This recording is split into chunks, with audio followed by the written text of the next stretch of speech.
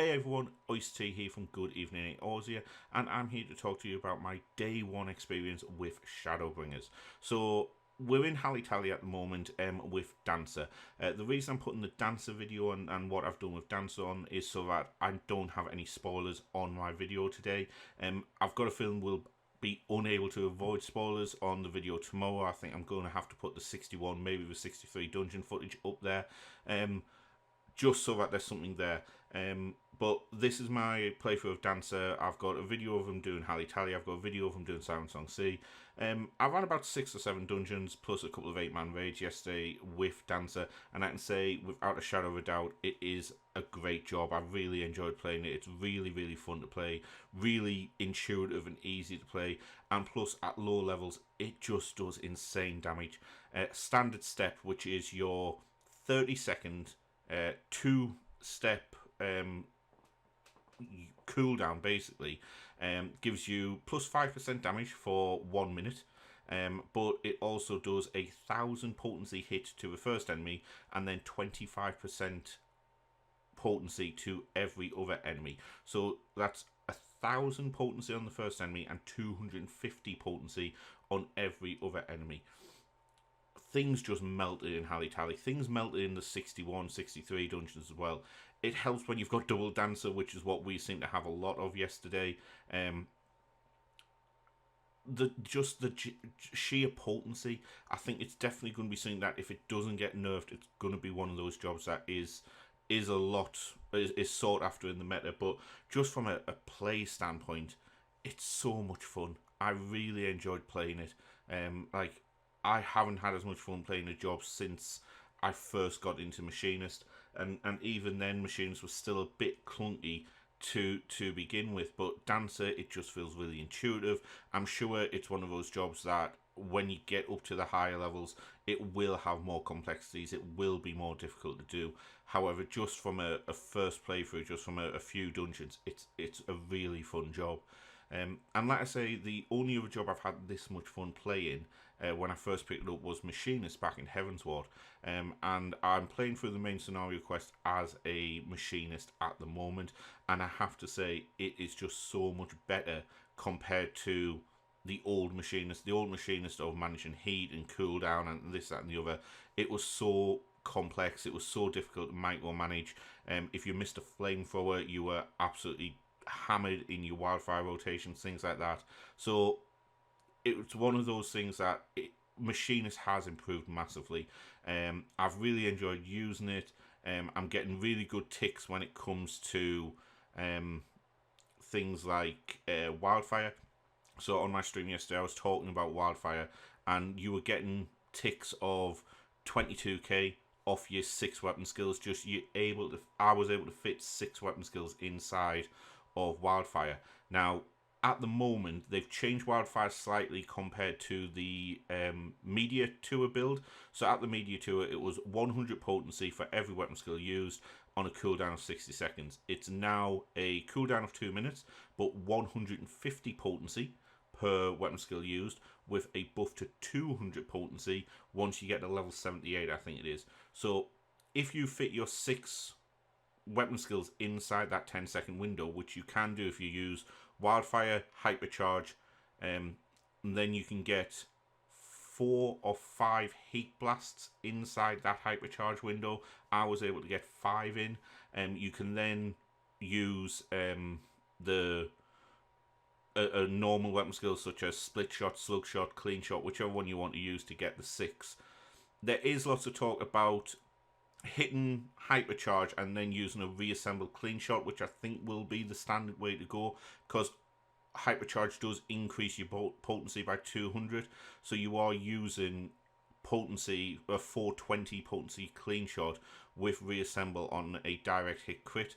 So it's like you're going to only get 5 weapon skills inside, because you'd hit wildfire, hit hypercharge, then you'd hit clean shot, at which point you're 2.5 seconds into wildfire and hypercharge.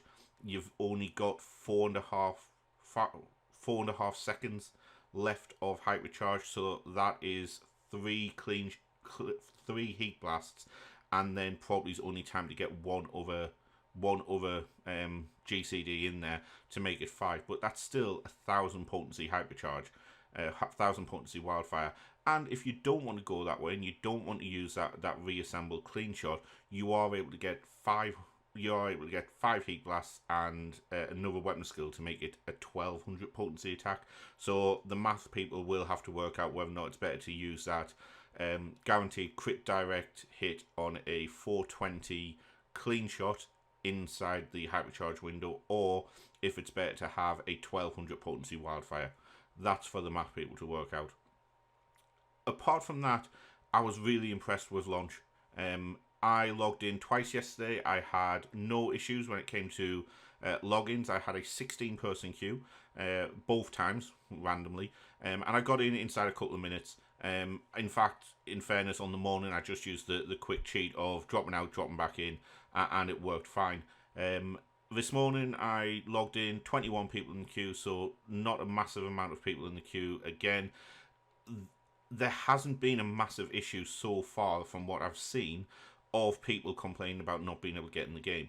I do know that there was a DDoS attack overnight on the NA servers, so touch wood, that's not going to happen to the EU ones, but so far so good. The EU ones haven't really had any issues. The main issue that I've seen from people going into the game has been tank queues. So me and Mr. Murphy queued up and tried to go in as a dancer tank into Hally Tally. Adventurer needs a healer, obviously, because, well, it's just so many tanks. And when we logged in, it was a 30-minute queue. A 30-minute queue for tank and DPS, which I've never seen. Tank queues normally pop straight away, but a 30-minute queue for tank and DPS. The tank queues by themselves were 30 minutes as well, so lots of people leveling Gunbreakers. Mr. Murphy will, I'm sure, talk about Gunbreaker at a later time, but just from sort of like what I've been talking to him about, he has had mixed feelings about it. He does understand. He wasn't very happy with it in Hally Tally because of the speed that we were killing things, and he didn't feel that the job was working as quick. However, he still did enjoy the actual dungeon itself. He did still enjoy the feel of it.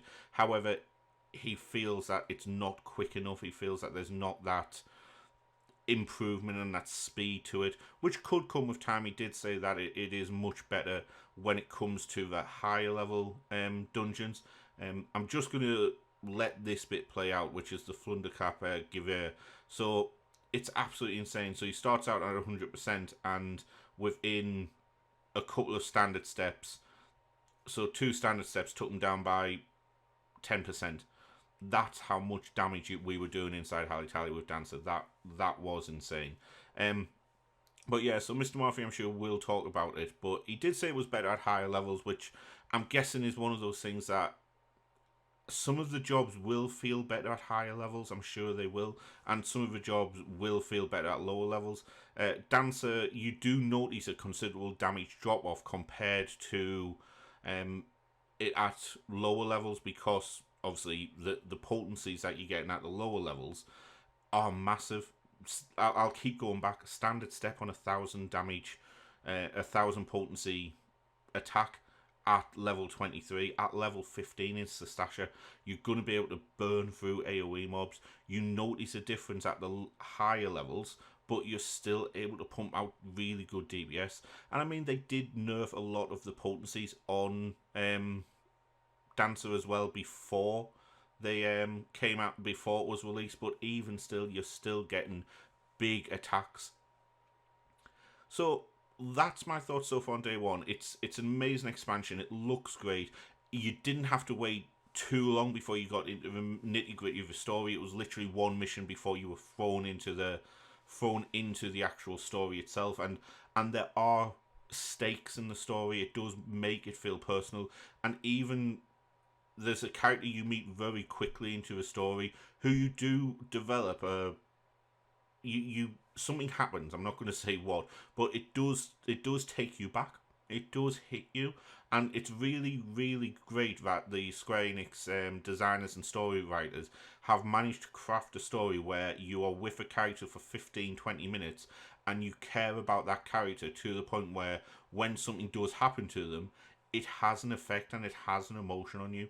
And I'm really, really impressed with Square Enix for what they've done. So if they've managed to do that really, really quickly into the story, I can't wait to see what they do later on.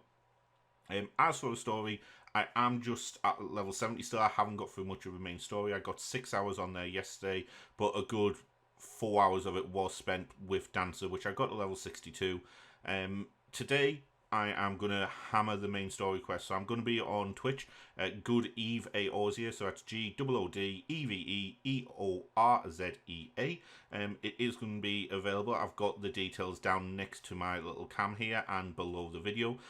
Go over there, have a watch of us, say hello, and hopefully see you there. I'm going to be streaming the main story quest, so if you don't want spoilers, don't come and watch me. However, if you do want spoilers, by all means, come and watch me. I'm in Curlicia at the moment, so you start in Lakeland. You then, much like Heaven's Ward, where you get the option of going to the Western Querth and Highlands or to the Sea of Cloud, you get the choice here of going to Amareng or Curlicia. Nothing really changes when it comes to the story. You do get a couple of little different bits of dialogue, but apart from that, nothing too major. It's just a case of, oh, you've already done this bit, therefore you already know this, or you've already done this bit, therefore you already know this. It doesn't make any great difference, I feel, to the story. I don't think it's going to. So I've done Amareng in Curlicia. I'm just about to go into Yulmore itself. So that's going to be really interesting based on what we saw in the launch trailer. So I'm really interested and really looking forward to seeing that. But until then, if you do want to come say hello to me on Twitch, please do. Day 2 will be out tomorrow morning, so I will do my lovely video about Day 2 tomorrow. But until next time, please like, comment and subscribe. And as always, until next time, take care.